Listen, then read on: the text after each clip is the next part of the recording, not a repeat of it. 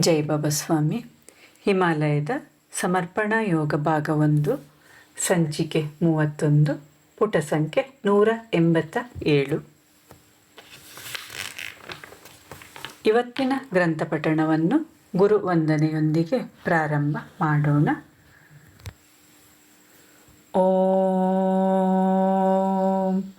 ಗುರುರ್ ಬ್ರಹ್ಮ ಗುರುರ್ವಿಷ್ಣು ಗುರುರ್ದೇವೋ ಮಹೇಶ್ವರಃ ಗುರುರ್ ಸಾಕ್ಷಾತ್ ಪರಬ್ರಹ್ಮ ತಸ್ಮೈ ಶ್ರೀ ಗುರುವೇ ನಮಃ.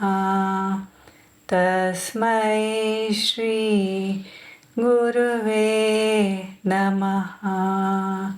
ತಸ್ಮೈ ಶ್ರೀ ಗುರುವೇ ನಮಃ.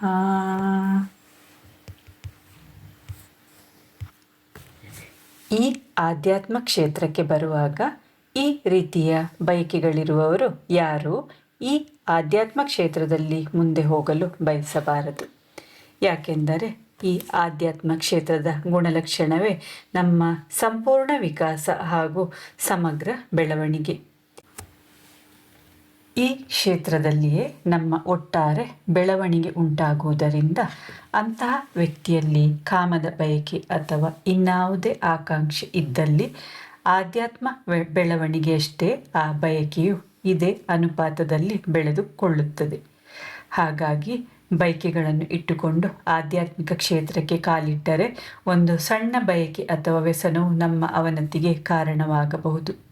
ನಮ್ಮನ್ನು ಇಂತಹ ಬಯಕೆಗಳಿಂದ ಮುಕ್ತವಾಗಿಸಿಕೊಳ್ಳಲು ಹಲವಾರು ಮಾರ್ಗಗಳಿವೆ. ಒಂದು, ಅದನ್ನು ಮೊದಲು ಒಬ್ಬ ಅನುಭವಿಸುವುದು. ಆ ಮೂಲಕ ಅವನ ಮನಸ್ಸು ಯಾವತ್ತೂ ಅದರ ಕಡೆ ಹೋಗದ ಹಾಗೆ ಮಾಡಿಕೊಳ್ಳುವುದು. ಇನ್ನೊಂದು, ಅದನ್ನು ಅಂತರ್ಜ್ಞಾನದಿಂದ ಅನುಭವಿಸಿ ಪೂರ್ತಿಯಾಗಿ ಅರ್ಥ ಮಾಡಿ ಅದರಿಂದ ಆಚೆ ಹೋಗಿಬಿಡುವುದು. ಅದು ಏನು ಎಂದು ಅವನು ಸರಿಯಾಗಿ ಅರ್ಥೈಸಿಕೊಂಡ ಮೇಲೆ ಅದರಲ್ಲಿ ಶಾಶ್ವತವಾದ ಸುಖವಿಲ್ಲವೆಂದು ಅರಿವಾದಾಗ ಅದರ ಬಗ್ಗೆ ಕಾತರ ಹೊರಟು ಹೋಗಿ ಅದರ ಮೇಲಿನ ಬಯಕೆಯು ಹೋಗಿಬಿಡುತ್ತದೆ. ಇದು ಒಬ್ಬ ತನ್ನ ಬಯಕೆಯಿಂದ ಕಳಚಿಕೊಳ್ಳುವ ಬಗೆಯಾಗಿದೆ. ಇದು ಆತ್ಮದ ಸ್ತರದಲ್ಲುಂಟಾಗುವ ಅರಿವು. ಆಗ ಅವನು ಒಂದು ಪವಿತ್ರ ಹಾಗೂ ಶುದ್ಧ ಆತ್ಮವಾಗಲು ಸಾಧ್ಯ. ಅಂತಹ ಆತ್ಮವು ಬಯಕೆರಹಿತ ಆತ್ಮವಾಗುತ್ತದೆ. ಅಂತಹ ಒಂದು ಶುದ್ಧ ಶಿಷ್ಯನನ್ನು ಒಬ್ಬ ಗುರು ಎದುರುಗೊಂಡಾಗ ತನ್ನ ಸಾಧನೆ ಪೂರ್ತಿಯಾಯಿತು, ತನ್ನ ಜೀವನ ಸಫಲವಾಯಿತು, ತನ್ನ ಜೀವನದ ಉದ್ದೇಶ ಸಮಾಪ್ತಿಯಾಯಿತೆಂದು ತಿಳಿದುಕೊಳ್ಳುತ್ತಾನೆ.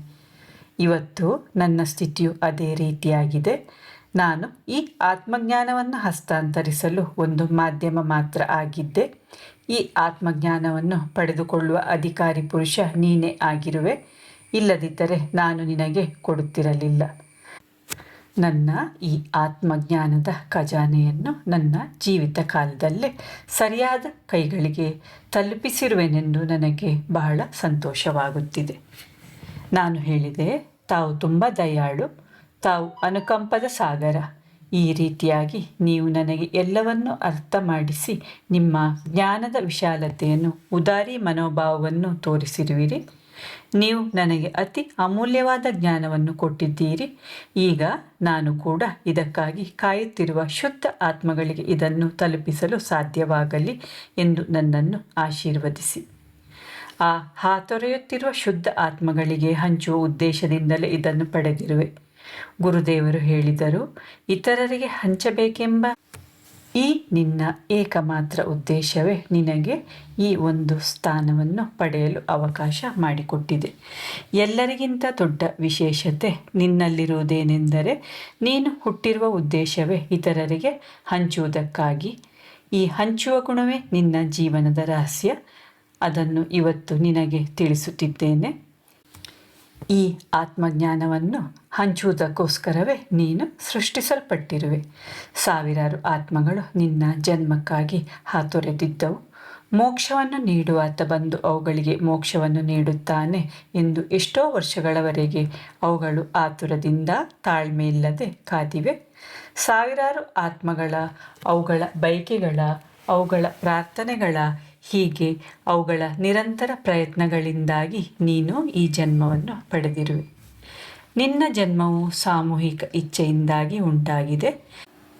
ನೀನು ಆತ್ಮಗಳ ಮಹಾಸಾಗರದ ನೇತೃತ್ವ ವಹಿಸುವೆ. ಲಕ್ಷಗಟ್ಟಲೆ ಆತ್ಮಗಳು ಬಂದು ನಿನ್ನೊಂದಿಗೆ ಸೇರಿಕೊಳ್ಳುತ್ತವೆ.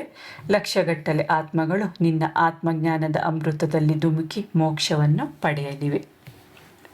ನೀನೊಬ್ಬ ಯುಗಪುರುಷ. ನಿನ್ನ ಜೀವನದೊಂದಿಗೆ ಒಂದು ಆಧ್ಯಾತ್ಮಿಕ ಯುಗ ಸಮಾಪ್ತವಾಗಲಿದೆ. ಒಂದು ದೊಡ್ಡ ಆಧ್ಯಾತ್ಮಿಕ ಕ್ರಾಂತಿಯ ಸೂತ್ರಧಾರ ನೀನಾಗಲಿರುವೆ. ಕೇವಲ ನಿನಗೆ ಅದರ ಅರಿವಿಲ್ಲ. ಸೂಕ್ತ ಸಮಯ ಬಂದಾಗ ಇದರ ಜ್ಞಾನವು ನಿನಗೆ ತನ್ನಿಂದ ತಾನೇ ಉಂಟಾಗುತ್ತದೆ. ನೀನು ಯಾರು? ಇದು ನಿನಗೇಕೆ ಗೊತ್ತಿಲ್ಲವೆಂದರೆ ಆ ಜ್ಞಾನವು ನಿನ್ನ ಒಳಗೆ ಇದೆ. ಇಷ್ಟು ಅರ್ಥ ಮಾಡಿಕೊ. ಎಲ್ಲವೂ ನಿನ್ನೊಳಗೆ ಇರುವುದರಿಂದ ಎಲ್ಲವೂ ನಿನಗೆ ಸಿಗಲಿವೆ. ನಿನ್ನೊಳಗಿದ್ದರೂ ಅದು ನಿನಗೆ ಈಗ ಸಿಗುವುದಿಲ್ಲ. ನಿನಗೆ ಅದರ ಬಗ್ಗೆ ಅರಿವಿಲ್ಲ.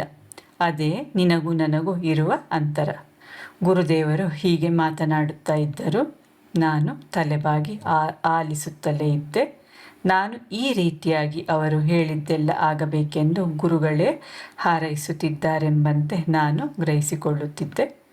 ಇವೆಲ್ಲ ಗುರುಗಳ ಮೂಲಕ ಬರುತ್ತಿದ್ದ ಆಶೀರ್ವಾದವಾಗಿದ್ದರಿಂದ ನಾನು ಅವುಗಳನ್ನು ಸರಿಯಾಗಿ ಗ್ರಹಿಸಿಕೊಳ್ಳಬೇಕಾದ ಅವಶ್ಯಕತೆ ಇತ್ತು. ಹಾಗಾಗಿ ಅವರ ಮಾತಿನ ಸಾರವನ್ನು ನಾನು ಹೀರಿಕೊಳ್ಳುತ್ತಿದ್ದೆ. ಒಂದು ಬೆಳಗ್ಗೆ ಗುರುದೇವರು ನನ್ನನ್ನು ಕೆಳಗೆ ನದಿಗೆ ಕರೆದೊಯ್ದರು. ನದಿಯನ್ನು ತಲುಪಿ ಸ್ನಾನ ಮಾಡಿದೆವು. ಹಾಗೆಯೇ ಆಶ್ರಮಕ್ಕೆ ಹಿಂತಿರುಗುವಾಗ ಗುರುಗಳು ತಮ್ಮ ಹಸ್ತಗಳನ್ನು ಬೊಗಸೆಯಂತೆ ಮಾಡಿ ಅದರಲ್ಲಿ ನೀರನ್ನು ತುಂಬಿಸಿಕೊಂಡರು.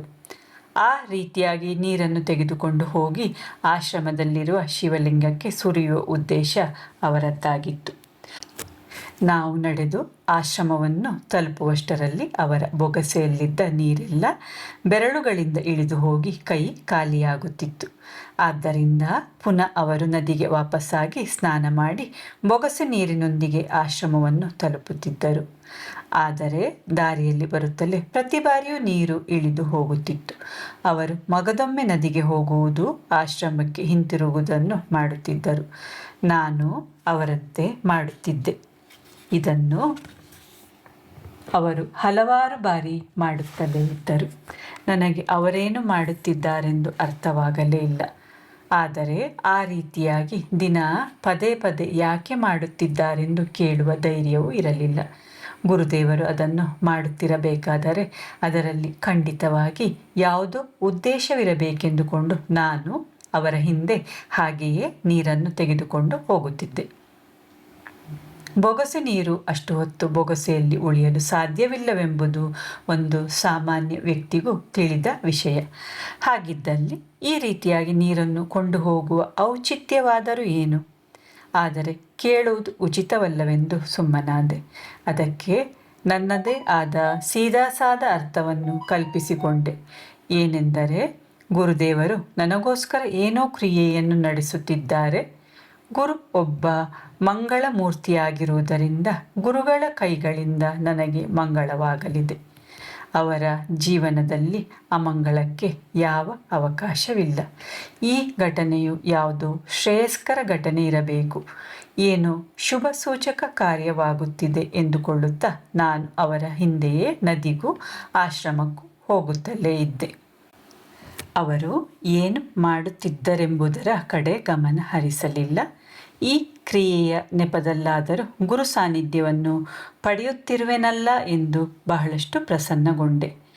ಈ ರೀತಿಯಾಗಿ ಹಗಲಲ್ಲಿ ತಿಳಿಯಾಗಿ ಹರಿಯುತ್ತಿದ್ದ ತಂಪಾದ ನೀರಿನಲ್ಲಿ ಸ್ನಾನ ಮಾಡುವ ಅವಕಾಶ ದೊರೆಯುತ್ತಿತ್ತು. ಆಶ್ರಮದಲ್ಲಿ ನೀರಿನ ಕುಂಡವಿದ್ದ ಕಾರಣ ಕೆಲವೇ ಸಂದರ್ಭದಲ್ಲಿ ಈ ನದಿಗೆ ಸ್ನಾನಕ್ಕಾಗಿ ಬರುವ ಅವಕಾಶ ಸಿಗುತ್ತಿತ್ತು. ಹೀಗೆ 3 ದಿನಗಳ ಕಾಲ ಈ ಬಗೆಯಾಗಿ ನದಿಗೆ ಹೋಗಿ ಬೊಗಸೆಯಲ್ಲಿ ನೀರನ್ನು ಆಶ್ರಮಕ್ಕೆ ತರುವ ಪ್ರಕ್ರಿಯೆ ನಡೆದಿತ್ತು. ಪ್ರಾರಂಭದಲ್ಲಿ ನಾನು ಈ ಪ್ರಕ್ರಿಯೆಯ ಪ್ರತಿ ಅಂಶವನ್ನು ಬಹಳಷ್ಟು ಸೂಕ್ಷ್ಮದಿಂದ ಅಧ್ಯಯನ ಮಾಡಿ ಇದರಲ್ಲಿ ರಹಸ್ಯವೇನಾದರೂ ಇದೆಯೇ ಎಂದು ಅರ್ಥ ಮಾಡಿಕೊಳ್ಳಲು ಪ್ರಯತ್ನಿಸಿದೆ. ನಂತರ ಅದರ ಕಡೆ ಗಮನ ಹರಿಸುವುದನ್ನು ಬಿಟ್ಟಿದ್ದೆ. ಈ ಇಡೀ ಪ್ರಕ್ರಿಯೆಯಲ್ಲಿ ನದಿಗೆ ಹೋಗಿ ಸ್ನಾನ ಮಾಡುವುದು ನನಗೆ ಖುಷಿ ಕೊಡುತ್ತಿತ್ತು. ಉಳಿದ ಪ್ರಕ್ರಿಯೆಗೆ ಸಂಬಂಧಿಸಿದಂತೆ ನಾನು ಗುರುದೇವರ ಸನ್ನಿಧಿಯಲ್ಲಿ ಇರುತ್ತಿದ್ದೆ. ಹೀಗೆ 3 ದಿನಗಳು ಕಳೆದವು. 4ನೆಯ ದಿನ ಗುರುದೇವರು ಪುನಃ ನನ್ನನ್ನು ನದಿಯ ಬಳಿಗೆ ಕರೆದೊಯ್ದರು. ನಾವು ಅಲ್ಲಿ ಸ್ನಾನ ಮಾಡಿದೆವು. ಪುನಃ ಗುರುದೇವರು ತಮ್ಮ ಬೊಗಸೆಯಲ್ಲಿ ನೀರು ತುಂಬಿಸಿಕೊಂಡು ಹೇಳಿದರು, ನನ್ನ ಬೊಗಸೆಯಲ್ಲಿರುವ ನೀರು ಆಶ್ರಮವನ್ನು ತಲುಪುವವರೆಗೆ ಉಳಿಯುವುದಿಲ್ಲವೆಂದು, ಹಾಗೂ ನಾವು ಅಲ್ಲಿ ತಲುಪುವಷ್ಟರಲ್ಲಿ ನೀರೆಲ್ಲ ಇಳಿದು ನನ್ನ ಕೈಗಳು ಸಂಪೂರ್ಣವಾಗಿ ಒಣಗಿರುತ್ತವೆ ಎಂದು ನನಗೂ ಗೊತ್ತು. ಹಾಗಾಗಿ ಹಿಂತಿರುಗುವ ಈ ನಡಿಗೆಯಲ್ಲಿ ನೀರನ್ನು ಉಳಿಸಿಕೊಳ್ಳುವ ಸಾಧ್ಯತೆಯೇ ಇಲ್ಲ. ನಾನು ಕೇವಲ ನಿನ್ನ ತಾಳ್ಮೆಯನ್ನು ಪರೀಕ್ಷಿಸುತ್ತಿದ್ದೆ. ನಿನ್ನಲ್ಲಿ ಎಷ್ಟು ಸಹನಶೀಲತೆ ಇದೆ, ಈ ಪ್ರಕ್ರಿಯೆ ಬಗ್ಗೆ ನೀನು ನನ್ನನ್ನು ಯಾವಾಗ ಕೇಳಬಹುದು ಎಂದು ಶೋಧಿಸುತ್ತಿದ್ದೆ. ಈಗ ನೀನು ಈ ಪರೀಕ್ಷೆಯಲ್ಲಿ ಪಾಸಾಗಿರುವೆ. ಕಳೆದ 3 ದಿನಗಳಿಂದ ನಾನು ಈ ವಿಚಿತ್ರ ಪ್ರಕ್ರಿಯೆಯಲ್ಲಿ ತೊಡಗಿದ್ದೆ. ಆದರೂ ನೀನು ಈ ರೀತಿಯಾಗಿ ನೀರು ತರುವ ಬಗ್ಗೆ ಆಗಲಿ, ಇಂತಹ ಒಂದು ಕ್ರಿಯೆಯನ್ನು ಸಂಪೂರ್ಣವಾಗಿ ಮಾಡಲು ಸಾಧ್ಯವೇ ಎಂಬುದಾಗಿ ಕೇಳಲೇ ಇಲ್ಲ. ಈ ರೀತಿಯಾಗಿ ಪ್ರಶ್ನೆಗಳನ್ನು ಕೇಳದೆ ನಿನ್ನಲ್ಲಿ ಬಹಳಷ್ಟು ಸಹನೆ ಹಾಗೂ ಸ್ಥಿರ ಪ್ರಯತ್ನವಿದೆ ಎಂಬುದನ್ನು ಪ್ರಕಾಶಪಡಿಸಿರುವೆ. ನಾನು ನಿನ್ನ ಬಗ್ಗೆ ಬಹಳ ಪ್ರಸನ್ನಗೊಂಡಿದ್ದೇನೆ. ಹೀಗೆ ಹೇಳುತ್ತಾ ಅವರು ಬೊಗಸೆಯಲ್ಲಿ ಹಿಡಿದಿದ್ದ ನೀರನ್ನು ನದಿಗೆ ಹರಿಸಿಬಿಟ್ಟರು. ಗುರುದೇವರು ಬಹಳಷ್ಟು ಪ್ರಸನ್ನರಾಗಿ ಕಂಡರು. ಆ ಸಮಯ ನಾನು ಅವರ ಪಾದಗಳನ್ನು ತೊಳೆಯಲು ಅನುಮತಿ ಬೇಡಿದೆ. ಅವರು ಹರ್ಷದಿಂದ ಒಪ್ಪಿಗೆ ನೀಡಿದರು. ನಾನು ಅಲ್ಲಿಯೇ ಪಕ್ಕಕ್ಕೆ ಹೋಗಿ ಎಲೆಗಳನ್ನು ಹಾಗೂ ಹೂವುಗಳನ್ನು ತಂದೆ. ಗುರುದೇವರು ಬಂಡೆಕಲ್ಲಿನ ಮೇಲೆ ಕುಳಿತಿದ್ದರು. ನಾನು ಕೆಳಗೆ ಕುಳಿತೆ. ಅಲ್ಲೇ ನದಿಯ ನೀರನ್ನು ತಂದು ಅವರ ಪಾದಗಳನ್ನು ತೊಳೆದೆ. ನನ್ನನ್ನು ಪರೀಕ್ಷಿಸುವ ಸಲುವಾಗಿ ನಡೆದು ಅವರ ಕಾಲುಗಳು ಕೊಳೆಯಾಗಿದ್ದವು. ಅವರ ಪಾದದ ಧೂಳನ್ನು ನನ್ನ ತಲೆಗೆ ಹಚ್ಚಿಕೊಂಡು ನನಗೆ ತೃಪ್ತಿಯಾಗುವಷ್ಟು ಹೊತ್ತು ಅವರ ಪಾದಗಳನ್ನು ತೊಳೆದೆ. ಅವರ ಪಾದಗಳ ಕಾವನ್ನು ಇಳಿಸಿ ತಂಪಾಗಿಸಲು ಸೊಪ್ಪುಗಳನ್ನು ಜಜ್ಜಿ ಹಿಸುಕಿ ಪಾದಗಳ ಅಡಿಯಲ್ಲಿ ಇಟ್ಟೆ. ಗುರುವಿನ ಶರೀರದಲ್ಲಿ ಒಂದು ಪ್ರಕ್ರಿಯೆ ಅವಿರತವಾಗಿ ನಡೆಯುತ್ತಿರುತ್ತದೆ. ಅದು ಶಿಷ್ಯನ ಚಿತ್ತವನ್ನು ಶುದ್ಧೀಕರಿಸುವ ಪ್ರಕ್ರಿಯೆ. ಶಿಷ್ಯನ ಚಿತ್ತದಲ್ಲಿರುವ ಕಲ್ಮಶವನ್ನೆಲ್ಲ ಗುರು ಹೀರಿಕೊಳ್ಳುವುದರಿಂದಾಗುವ ಮಲಿನತೆಯಿಂದಾಗಿ ಗುರುವಿನ ಶರೀರದಲ್ಲಿ ಶಾಖ ಉಂಟಾಗಿ ಆ ಕಾವನ್ನು ಗುರುವಿನ ಕಾಲಿನ ಹಿಮ್ಮಡಿಯ ಸ್ಪರ್ಶದಿಂದ ತಿಳಿಯಬಹುದು. ಇದು ಶಿಷ್ಯನ ಚಿತ್ತವನ್ನು ಶುದ್ಧೀಕರಿಸುವಾಗ ಸ್ವಯಂಚಾಲಿತವಾಗಿ ಆಗುತ್ತದೆ. ಹಾಗಾಗಿ ತನ್ನಿಂದಾಗಿ ಗುರುವನ್ನು ಪಸರಿಸಿದ ದೋಷಗಳನ್ನು, ಉಷ್ಣವನ್ನು ನಿರ್ಮಲಗೊಳಿಸುವುದು ಒಬ್ಬ ಶಿಷ್ಯನ ಆದ್ಯ ಕರ್ತವ್ಯವಾಗಿದೆ. ಆದ್ದರಿಂದಲೇ ಗುರುಪೂರ್ಣಿಮೆಯ ದಿನದಂದು ಪಾದಪೂಜೆಯ ಕಾರ್ಯಕ್ರಮವನ್ನು ನಡೆಸುತ್ತಾರೆ. ಗುರುವಿನ ಪಾದಗಳನ್ನು ತೊಳೆದು ಪೂಜಿಸುವುದು. ಗುರುವು ವರ್ಷವಿಡೀ ಶಿಷ್ಯನ ಚಿತ್ತವನ್ನು ಶುದ್ಧ ಮಾಡುತ್ತಾರೆ. ಶಿಷ್ಯನಿಗೆ ಆ ಋಣವನ್ನು ಎಂದೂ ತೀರಿಸಲು ಸಾಧ್ಯವಿಲ್ಲ. ಹಾಗಾಗಿ ಅವನು ಪಾದಪೂಜೆ ಮಾಡಿ ತನ್ನ ಕೃತಜ್ಞತೆಯನ್ನು ಸಲ್ಲಿಸುತ್ತಾನೆ. ಈ ಕಾರಣಕ್ಕಾಗಿ ಆಧ್ಯಾತ್ಮಿಕ ಕ್ಷೇತ್ರದಲ್ಲಿ ಪಾದಪೂಜೆಗೆ ತುಂಬ ಮಹತ್ವ ನೀಡಲಾಗಿದೆ. ಇದು ಕೃತಜ್ಞತೆಯನ್ನು ವ್ಯಕ್ತಪಡಿಸುವ ಒಂದು ಪ್ರಕ್ರಿಯೆಯಾಗಿದೆ. ಈ ರೀತಿಯಾದ ಪವಿತ್ರ ಭಾವನೆಯನ್ನು ಮನಸ್ಸಿನಲ್ಲಿಟ್ಟುಕೊಂಡು ನಾನು ಆ ನದಿಯ ದಡದಲ್ಲಿ ನನ್ನ ಗುರುದೇವರ ಪಾದಪೂಜೆಯನ್ನು ಮಾಡುತ್ತಿದ್ದೆ. ಇವತ್ತಿನ ದಿನ ನನ್ನ ಜೀವನದ ಸರ್ವಶ್ರೇಷ್ಠ ದಿನವೆಂದು ಮನಸ್ಸಿನಲ್ಲಿ ಯೋಚಿಸುತ್ತಾ ಸಮಯ ಇಲ್ಲಿಯೇ ನಿಂತು ಹೋಗಲಿ ಎಂದು ಹೇಳಿಕೊಳ್ಳುತ್ತಿದ್ದೆ. ಆದರೆ ಹಾಗೆ ಆಗಲು ಸಾಧ್ಯವಿಲ್ಲ. ಆ ಚಿನ್ನದಂಥ ಕ್ಷಣವು ಕಳೆಯುತ್ತಿತ್ತು. ನಾನು ವನದ ಹೂವುಗಳನ್ನು ಆಯ್ದು ತಂದು ಅವರ ಶ್ರೇಷ್ಠ ಪಾದಕಮಲಗಳಿಗೆ ಅರ್ಪಿಸಿದೆ. ಹಾಗೆಯೇ ಅಲ್ಲಿಯೇ ಇದ್ದ ಹಣ್ಣುಗಳನ್ನು ಕೊಯ್ದು ತಂದು ಅವರಿಗೆ ನೀಡಿ ಅವರ ಆಶೀರ್ವಾದವನ್ನು ಈ ರೀತಿಯಾಗಿ ಬೇಡಿದೆ. ಗುರುದೇವರೇ, ನೀವು ನನ್ನ ಮೇಲೆ ಇಟ್ಟಿರುವ ವಿಶ್ವಾಸದ ಪ್ರಕಾರವೇ ನಾನು ನಡೆದುಕೊಳ್ಳುವಂತಾಗಲಿ. ನಾನು ನನ್ನ ಜೀವನವನ್ನು ನಿಮಗೆ ಸಮರ್ಪಿಸಿದ್ದೇನೆ. ನನ್ನ ಜೀವನದಲ್ಲಿ ಎಲ್ಲವೂ ನೀವು ಇಚ್ಛಿಸಿದಂತೆ ನಡೆಯಲಿ. ಇವತ್ತಿನಿಂದ ನೀವು ನನ್ನನ್ನು ಮಾಧ್ಯಮವಾಗಿ ಸ್ವೀಕರಿಸಿಕೊಂಡು ನನ್ನ ಮೂಲಕ ಜೀವಿಸಿರಿ. ನಿಮ್ಮ ವಿಚಾರಗಳ, ನಿಮ್ಮ ಲಕ್ಷ್ಯದ, ನಿಮ್ಮ ಯೋಜನೆಯ, ನಿಮ್ಮ ಆಧ್ಯಾತ್ಮಿಕ ಕ್ರಾಂತಿಯ ಅಭಿಯಾನದಲ್ಲಿ ನಾನೊಂದು ಪವಿತ್ರವಾದ, ಶುದ್ಧವಾದ, ಒಳ್ಳೆಯ ಮಾಧ್ಯಮ ಆಗುವ ಯೋಗ್ಯತೆಯು ನನಗುಂಟಾದರೆ ಸಾಕು. ಇಷ್ಟೇ ನನ್ನ ಇಚ್ಛೆ. ಆಶೀರ್ವದಿಸಿ ಗುರುಗಳೇ. ಇವತ್ತಿನಿಂದ ನಿಮ್ಮಿಂದ ಬೇರ್ಪಟ್ಟ ಅಸ್ತಿತ್ವ ನನಗಿಲ್ಲ. ನನ್ನಿಂದ ನನ್ನ ಅಸ್ತಿತ್ವವನ್ನು ಪೂರ್ತಿಯಾಗಿ ಅಳಿಸಿಕೊಳ್ಳುತ್ತೇನೆ. ಇನ್ನು ಮುಂದೆ ನೀವೇ ಎಲ್ಲೆಲ್ಲೂ ಉಳಿಯಬೇಕು. ಜೈ ಬಾಬಾ ಸ್ವಾಮಿ. ಇವತ್ತಿನ ಗ್ರಂಥ ಪಠಣವನ್ನು ಮುಕ್ತಾಯಗೊಳಿಸುತ್ತಿದ್ದೇನೆ. ಈಗ ಶಾಂತಿ ಪಾಠ. ಓಂ ದ್ಯೋ ಶಾಂತಿ ಅಂತರಿಕ್ಷಗಂ ಶಾಂತಿ ಪೃಥ್ವಿ ಶಾಂತಿ ಆಪಃ ಶಾಂತಿ ಔಷಧಯಃ ಶಾಂತಿ ವನಸ್ಪತಯಃ ಶಾಂತಿ ವಿಶ್ವೇ ದೇವಃ ಶಾಂತಿ ಬ್ರಹ್ಮ ಶಾಂತಿ ಸರ್ವಗಂ ಶಾಂತಿ ಶಾಂತಿರೇವ ಶಾಂತಿ ಸಾ ಮಾಂ ಶಾಂತಿರೇಧಿ. ಓಂ ಶಾಂತಿ ಶಾಂತಿ ಶಾಂತಿ. ಸರ್ವರಿಷ್ಟ ಸುಶಾಂತಿರ್ಭವತು.